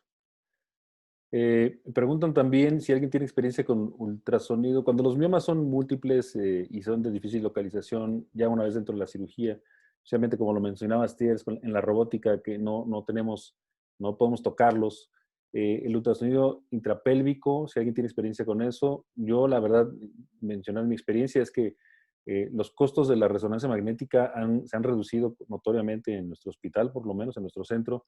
Si se pide un estudio específico del útero para ver miomas, el costo es un poco mayor al de un ultrasonido convencional y te da las imágenes suficientes para no necesitar nada más, creo yo. Pero no sé si alguien en el transquirúrgico ha utilizado el ultrasonido en estos procedimientos de mínima invasión y qué uso les ven a estos. Existe del robot existe un probe de ultrasonido para robot. Y el problema es el costo, porque es una cosa más que tiene que comprar. En la universidad tenemos el ultrasonido porque la urología tiene, entonces no porque la ginecología pidió. Entonces es una posibilidad, pero en mi práctica privada yo utilizo, no tengo ultrasonido, entonces voy con la resonancia también. No hago miomectomía en privado sin resonancia. Para mí es mucho bueno para hacer la reconstrucción del robot, de la miomectomía, si es por robot o por laparoscópica. Pero para mí la resonancia es muy, muy, muy importante, más que un ultrasonido intraoperatorio. Totalmente. No sé si alguien más quiera comentar sobre Sí, estos estudios de diagnósticos. acuerdo. Si acaso, sobre todo en miomas múltiples y donde hay un mioma de mayor de, digamos, 7, 8 centímetros, que el ultrasonido pudiera tener algunas sombras por ahí y perdernos en algunos miomas pequeños, ¿verdad? Entonces sería frustrante para la paciente terminar la cirugía y luego ir a tu consulta de seguimiento y darse cuenta que quedó 1 o 2 miomas por ahí de menor tamaño si ya estábamos en quirófano. Bueno, entonces la resonancia no es imperativo porque pues, habrá quien no pueda costearlo, pero sí es de muchísima utilidad. Si se pudiera tenerlo con todas, sería fabuloso. Excelente. Yo opino lo mismo. Yo creo que, bueno, en mi práctica, en la práctica del lugar donde nosotros trabajamos, que ahí ya también nos veo conectado a Pablo y a Carla, así que saludos para ellos también. Bueno, nosotros pedimos habitualmente la resonancia, creemos de que es un método de diagnóstico complementario, de diagnóstico bastante importante, que nos provee información no solamente de la ubicación real de los miomas, del número, de la interpretación, no en forma de un estudio dinámico operador dependiente, sino que lo podemos analizar nosotros mismos y podemos incluso repasar la cirugía viendo más allá de todo, ¿no? Pero volviendo a ver las imágenes antes de la misma cirugía y nos da, como vimos también cuando hacemos la selección de los casos, ese planteo, esa estrategia antes de comenzar, la característica del mioma. O sea, no solamente la ubicación como estamos hablando, sino si, digamos, cómo es, cómo podría llegar a ser hasta incluso la celularidad del mismo, ¿sí? O sea, podemos determinar un montón de factores allí, podemos hablar incluso de la perfusión, así que la resonancia es realmente completa para todo esto. Claramente no es un método que te va a dar todos los detalles, pero sí, en cierto modo, si uno aprende a leer las resonancias, es uniforme, ¿no? Todo el mundo puede entender y puede interpretarla. Ok, excelente. Una pregunta más para todos también. ¿Alguien tiene experiencia en extracción de miomas por vía vaginal? ¿Por fondo de saco? No sé, ¿alguien quiere contestar? Yo no la tengo, así que no. Yo Les creo dejo la que entrevista. desde que la gran ventaja de una incisión de 2.5 centímetros en cicatriz umbilical y hacer una morcelación manual, no tendría un gran sentido hacerlo por vía vaginal. No tengo experiencia en ello. Adelante, Javier. Yo te cuento, en principio existen como algunos detalles a tener en cuenta. Si uno va a utilizar la vía vaginal, tiene que saber de que también existe un límite para poder hacerlo, porque lo que hay que hacer es una incisión sobre el fondo del saco. Y hay que evitar que dicho fondo de saco genere un desgarro. Con lo cual, la idea, y estamos trabajando ya en profundidad, es no se deberían sacar miomas de más de 5 centímetros a través del fondo de saco. Si yo hago una incisión vaginal, le estoy agregando otra incisión más al paciente. Es decir, tengo las 4 del abdomen y ahora más tengo una incisión sobre el fondo de saco, que a su vez interfiere en la recuperación, porque ya esa paciente va a tener 6 semanas hasta el reinicio de las relaciones sexuales. Y esa incisión en el fondo del saco, y dependiendo del tamaño, podría estar relacionada incluso con dolor en el acto sexual. Entonces, yo creo que es importante aprender a morcelar por vía abdominal. Si uno no tiene morcelador electrónico, ampliar la incisión y hacer técnica de Excite y mantener la incisión suprapúbica para la extracción de los miomas. Muy bien. Porque Sí, una cosa totalmente de más, acuerdo. Javier, que también las personas se olvidan que por vía vaginal no ponen el mioma en la bolsa. Exacto, eso también es un dato. Aún mismo que está haciendo vaginal, claro que va a pegar, ese mioma puede desgarrar, volver para la cavidad abdominal, es más seguro que mismo se va a hacer por la... A mí no me gusta mucho, yo sé que es una posibilidad, pero a mí no me gusta mucho. Mi primera opción es o el eléctrico o Excite. Entonces a mí me gusta más así. Pero no se olviden, si va a ser vaginal también tiene que utilizar la bolsa. Cualquier bolsa, pero tiene que utilizar. Claro. Creo que podemos concretar en ese punto que la experiencia es mejor por vía de morcelación, por vía abdominal, por cualquiera de las técnicas que se mencionaron. Podemos decir que se habló de seleccionar la vía de acceso laparoscópica o robótica o abierta, de acuerdo al número de miomas, de acuerdo a la experiencia de cada quien, de acuerdo a los recursos con los que cuenta el hospital. Se habló de las ventajas de la cirugía robótica, especialmente hizo énfasis Thiers en que más complejo es el caso, es donde el robot te va a dar la ventaja. En casos similares, comparados con el mismo número de miomas, de la localización, el tamaño, les va muy similar a los pacientes. El cirujano se cansa más con la laparoscópica, pero al paciente le va igual. Pero entre más complejo, yo aquí tengo una paciente que le quité 17 y digo, nunca lo hubiera hecho por laparoscopía y sí con robot. Entonces, ahí es donde te da la ventaja. Y yo creo que con esto pues podemos concluir. Creo que hemos contestado también la mayoría de las preguntas. Traté de juntarlas por más o menos eran similares. Y pues quiero terminar este webinar agradeciéndole a los profesores extranjeros que se encuentran en Brasil y en Argentina, 2 horas adelante de nosotros, muy tarde para ellos. Les agradezco de nuevo que hayan estado con nosotros, con toda su experiencia. Al doctor Luis Fernando García, desde Monterrey, que es el presidente ejecutivo de nuestro próximo Congreso Internacional. Gracias, Luis, por haber organizado este webinar. Y para la Federación Mexicana de Endoscopía Ginecológica, pues un honor que nos hayan acompañado. Y les agradecemos de nuevo mucho y seguiremos en contacto. Estaremos en contacto para los siguientes webinars y cursos. Muchas gracias a todos. Gracias, y los esperamos en Monterrey a todos el próximo año. Muchas gracias, Luis, Lionel, a la invitación. Y Javier, siempre un gusto, hermano. Muchas gracias por la invitación y ahí estaremos en Monterrey el año que viene. Todos juntos. Todos juntos, está cerrado. Gracias, Luis. Gracias Lionel. Gracias. Un abrazo grande. Gracias, Thier. Un abrazo.